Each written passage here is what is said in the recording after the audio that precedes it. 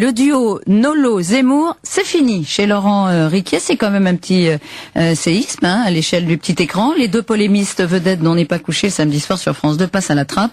C'est l'animateur lui-même d'ailleurs qui le leur a annoncé au cours d'un dîner de rupture en début de semaine à Paris. Ruquier qui affirme que c'est lui qui a décidé tout seul parce qu'il voulait rénover l'émission.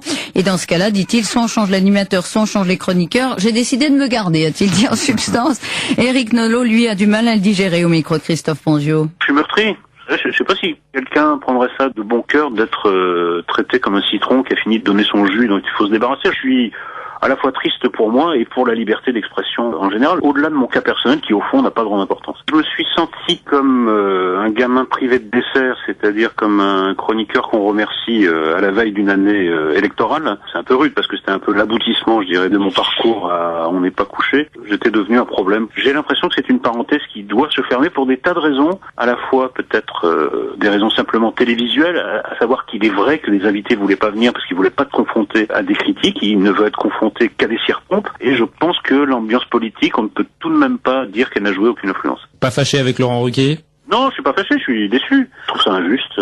J'ai entendu ses raisons, je ne suis pas entièrement convaincu. Voilà, Éric Nolot, qui est pas fâché du tout avec RTL, puisqu'on le retrouve régulièrement comme chroniqueur dans On refait le monde, au micro, là, en l'occurrence RTL de Christophe Ponzio.